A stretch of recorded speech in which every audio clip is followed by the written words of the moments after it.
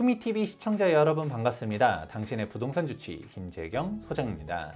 정겨운 재개발구역의 소식을 전달해드리는 코너 6시 내구역 찾아왔습니다. 오늘은 성수 전략정비구역의 최신 소식과 현황 한번 전달해드리도록 하겠습니다.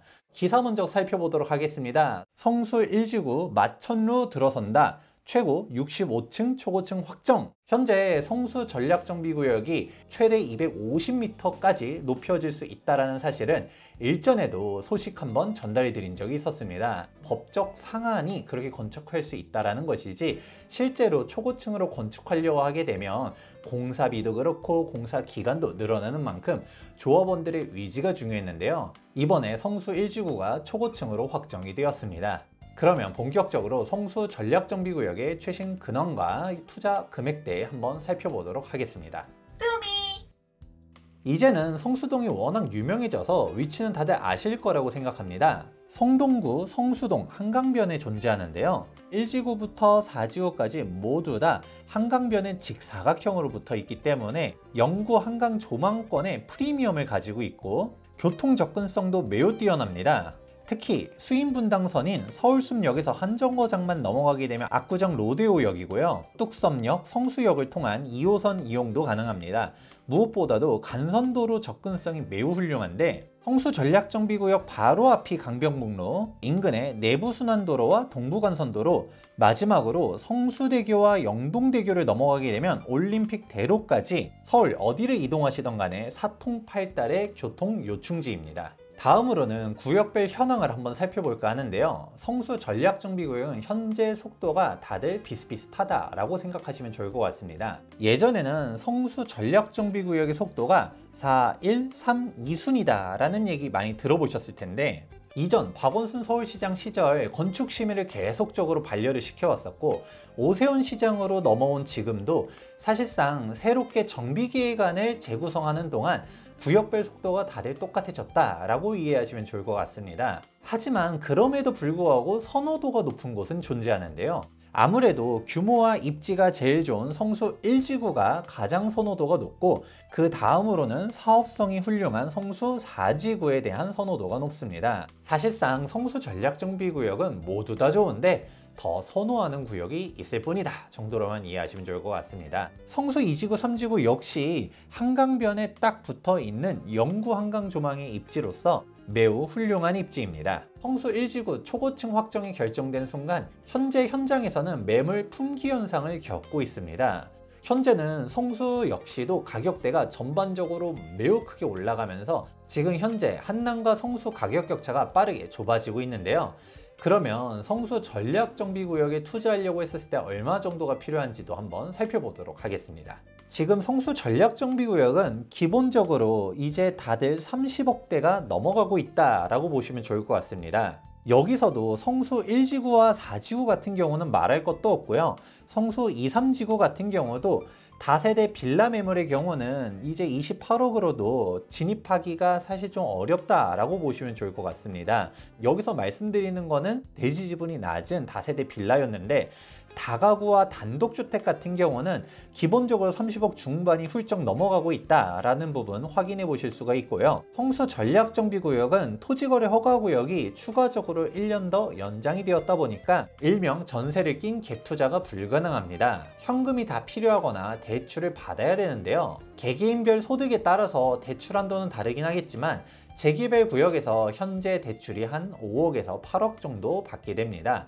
그런 식으로 생각해 보게 되었을 때 성수 전략정비구역에 진입하기 위해서는 현금이 최소 20억대 중반은 필요하다라고 설명해 드립니다. 그러면 성수 전략정비구역이 왜 이렇게 급격하게 올랐느냐? 바로 초고층 건축에 대한 이슈가 드디어 해소가 됐기 때문입니다. 성수 전략정비구역은 예전부터도 한강변, 평지, 대단지, 초고층 이 키워드가 존재했었지만 초고층이 진짜 가능하냐에 대한 공격을 예전부터 많이 받아왔습니다.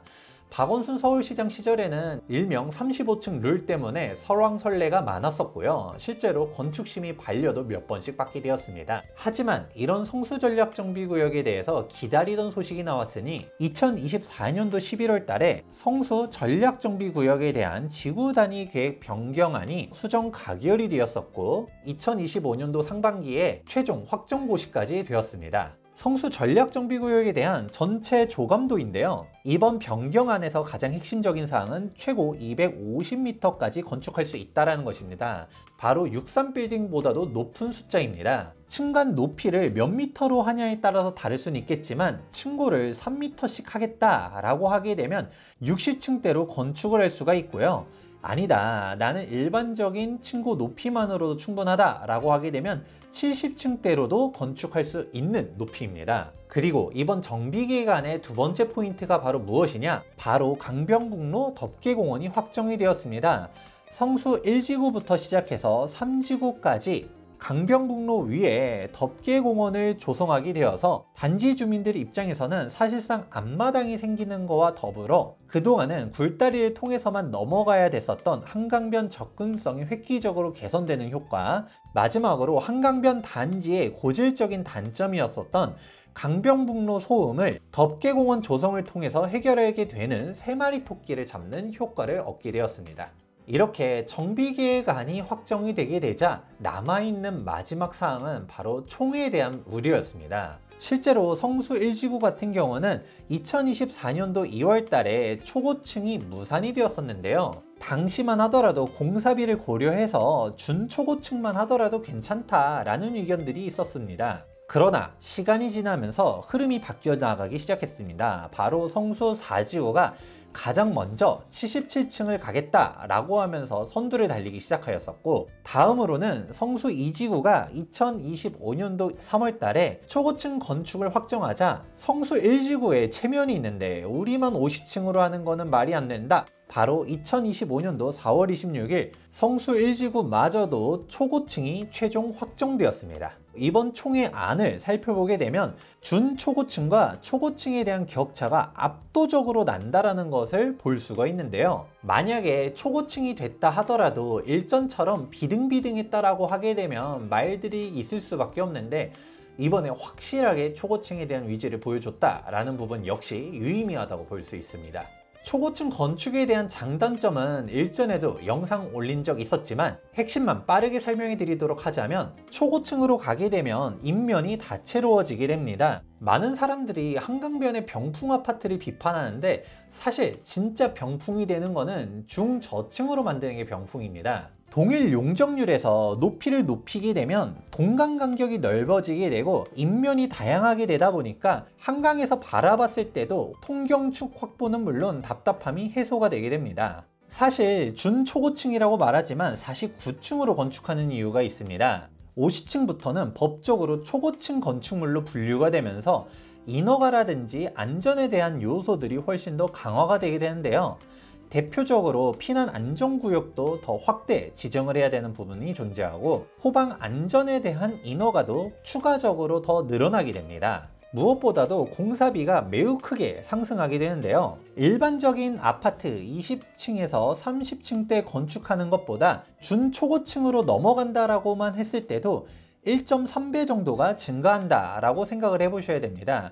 그런데 여기서도 초고층 건축물로 늘어난다 라고 하게 되면 추가적으로 또 증가하는 부분을 감안하셔야 되는데요. 최근 한남 4구역 시공사 수주 금액을 살펴보게 되면 약 940만 원이었습니다. 이 부분을 고려하게 되면 초고층 건축비를 조합에서는 약 1300에서 1400 정도를 추산하였었지만 현실적으로는 이보다도 더 높을 수도 있다라는 부분을 감안하셔야 되는 것이죠. 그리고 공사기간도 같이 증가하는데요. 요즘 일반적인 아파트 공사기간은 다 3년이 넘어가고 있는 추세인데, 준초고층으로 건축한다 했었을 때는 5년, 초고층 건축물로 가게 되면 6년을 잡아야 됩니다. 하지만 저는 초고층이 맞다라고 보고 있는데요. 이 모든 단점을 상쇄시키는 것이 바로 한강 조망권 확대와 한강변 랜드마크에 대한 조성입니다. 해당 조감도는 과거 성수 전략정비구역이 49층에 대한 설계에 대한 조감도였는데요.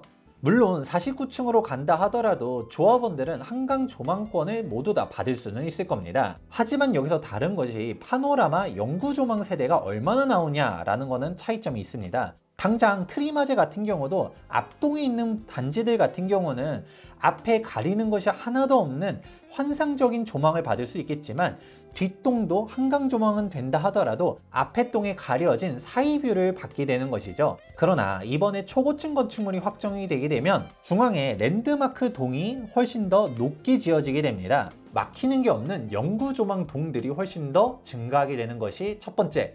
그리고 일반 분양 세대가 뭐가 중요하냐라고 볼 수 있겠지만 일반 분양분에서도 한강조망이 가능한 흔치 않은 곳이 바로 성수전략정비구역이기 때문에 일반 분양가 역시 성공적으로 높게 받을 수 있을 것으로 예상이 됩니다. 무엇보다도 한강변의 초고층 랜드마크 단지 조성이 가장 핵심이라고 보고 있는데요. 이미 성수동 주변을 보게 되면 초고층 건축물들이 존재합니다. 갤러리아 포레가 45층, 트리마제가 47층, 아크로 서울 포레스트가 49층인데요. 펜스만 쳐놓고 공터로 남겨놓고 있는 부영호텔 부지도 49층인 것이죠. 성수 전략정비구역 역시도 49층 이하로 간다? 그렇게 되게 되면 냉정하게 말해서 트리마제와 잘해야 동급이거나 계속적으로 비교가 될 수밖에 없다라고 보고 있습니다. 왜냐하면 해당 단지들 같은 경우는 서울숲과 서울숲역 초역세권이기 때문에 입지적으로 좀 더 우수한 부분들도 존재하고요. 무엇보다도 해당 단지들은 임대주택이 존재하지 않습니다. 그렇다 보니 성수 전략정비구역 역시 좋아지긴 하겠지만 49층 이하로 가게 되면 그 연장선상에서 일장일단이 존재하는 식으로 사람들이 바라보겠지만 만약에 60층, 70층대로 갔다가 초고층 건축물을 만들어 버린다? 오히려 트리마제를 내려다볼 수 있게 되면서 겉에서만 바라봐도 압도적인 차별성을 확보하게 됩니다. 현재 성수동이 다 정비가 되기 전에도 트리마제의 가격대를 살펴보게 되면 전용 84 타입이 최근 50억을 돌파하였었는데 성수 전략정비구역이 모두 다 조성이 되게 되면 최소 60억대부터 조성될 거라고 생각하는 만큼 근래 성수 전략정비구역 가격이 매우 높아진 것은 사실이나 앞으로의 미래 가치를 생각하게 되면 훨씬 더 좋아질 것이다 라고 저는 보고 있습니다.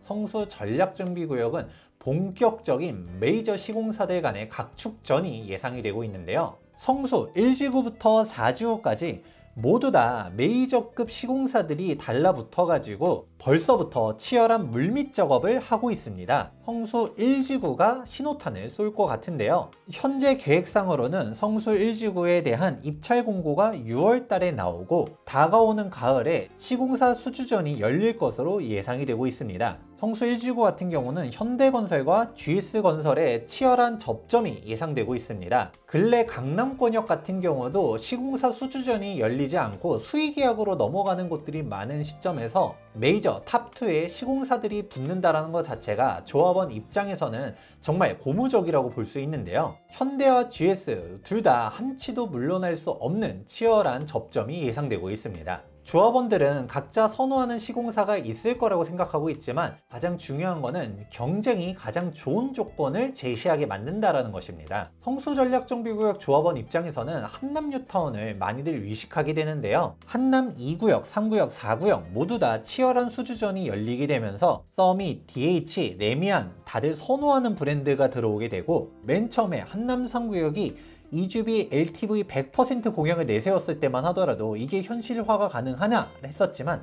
현대는 약속을 이행하였었고요. 그 다음으로 지금 지켜보고 있는 게 바로 대우건설의 150% 공약이었습니다. 한남 뉴타운은 최근에도 영상을 올리긴 했었지만 한남 2구역이 빠르면 6월 달에 관리처분 인가가 예정되어 있는 만큼 해당 150% 공약의 현실성도 지켜보시면 좋을 것 같은데요. 여기서 끝이냐? 아닙니다. 중도금 조건도 다들 부담 없이 빵빵백으로 가게 되고 여기서 한 발 더 나아가서 분담금도 입주 후에도 여유 있게 납부할 수 있도록 다들 연장해주는 분위기로 가고 있습니다. 한남 5구역 같은 경우는 정말 대장구역이다 라는 프라이드가 있었지만 오히려 DLENC의 아크로가 워낙 막강하게 존재하고 있자 다른 시공사들이 입찰을 포기하면서 수의계약으로 넘어가고 있는데요. 지금 현재 성수 1지구의 메이저급의 충돌은 정말 환영할 만하다라고 생각하고 있습니다. 살짝 기대와 불안이 공존하는 소식도 같이 있는데요. 바로 압구정도 시공사 수주전이 비슷해질 가능성이 높습니다. 현재 조합 소식에 따르면 압구정 2구역 신현대 아파트 같은 경우도 6월 달에 입찰 공고를 내고서 가을에 시공사 수주전이 열릴 것으로 보고 있는데요. 현재 압구정 신현대 같은 경우는 삼성물산과 현대건설의 치열한 접점이 예상되고 있습니다. 성수 1지구 같은 경우는 현대건설이 겹친다라고 볼 수가 있는데요. 긍정적으로 바라보게 되면 압구정에 대한 입찰 스펙이 공개가 되었을 때 우리도 비슷한 스펙을 요구하기 때문에 보다 좋아질 수 있겠다, 상행평준화를 기대할 수 있는 측면도 있지만, 부정적으로 보게 되면 현대건설이 압구정과 성수를 동시에 신경을 잘 쓸 수 있을까에 대한 우려점도 존재합니다. 압구정 현대아파트라는 말 자체가 사실상의 대명사가 될 정도로 현대건설의 텃밭이자 자존심이라고 볼 수 있는데요. 그만큼 압구정 수주전에 올인을 할 수밖에 없다는 것은 당연한 이야기입니다. 그만큼 압구정의 진심이라는 부분은 확인해 볼 수가 있는데요. 물론 현대건설의 원대한 전략, 반포, 한남, 성수, 압구정의 한강벨트를 모두 다 현대건설의 깃발을 꽂겠다라는 전략은 여전히 유효하기 때문에 성수 역시 포기하지는 않을 겁니다. 긍정적으로 보게 되면 압구정의 스펙을 보면서 성수도 상향평준화가 되는 부분도 있겠지만, 오히려 압구정 주민들의 심기를 거스를 수 있기 때문에 성수는 오히려 차등을 주면서 입찰을 갈 수 있지 않을까라는 우려점도 존재합니다. 조합과 조합원들이 최선의 선택을 할 것이라고 생각하고는 있지만, 제가 생각하는 최선의 선택지는 압구정 시공사 수주전이 먼저 열리고 길게도 아닙니다. 한 달에서 두 달만 텀을 주게 되면 조합원들 입장에서는 최선의 결과가 나오지 않을까라는 생각도 하고 있습니다. 물론 가장 좋은 선택지는 조합과 조합원들이 현명하게 선택할 거라고 생각하고 있습니다. 최근 성수 1지구 같은 경우는 건원건축에서 새로운 조감도도 내놓았는데요. 한강변에 배치될 중저층과 준초고층, 그리고 주동, 초고층 건축물까지 뒤쪽에 배치가 되면서 조합원들 입장에서는 환상적인 조망을 극대화할 수 있도록 설계를 하게 되었습니다. 하반기에 진행될 수주전을 지켜보게 되면 시공사들 역시 정말 멋진 조감도들을 제시할 것인데요. 성수 전략정비구역은 항상 비싸다라는 말들이 있었습니다. 하지만 훌륭한 입지와 미래 가치가 높은 만큼 가격 상승 여력이 상당한데요. 한남뉴타운 가격 상승폭을 생각하게 되면 당연한 수순이라고 생각하고, 한남뉴타운에서도 그랬었던 것과 같이 시공사 수주전이 본격적으로 열리게 되면서 언론과 투자자들의 주목을 받게 되게 되면 항상 수주전 전후로 더 높은 가격 상승을 보여줘 왔습니다. 대한민국 최상급 입지를 자랑할 성수 전략정비구역 주목해 주시면 좋을 것 같습니다. 지금까지 성수 전략정비구역의 시세부터 최신 근황까지 쭉 설명해 드렸는데요. 앞으로도 항상 발빠르고 정확한 정비구역 소식으로 찾아뵙도록 하겠습니다. 다음 영상도 기대가 되신다면 좋아요와 구독하기 눌러주시기 바라면서, 지금까지 투미 부동산 컨설팅의 김재경 소장이었습니다. 감사합니다.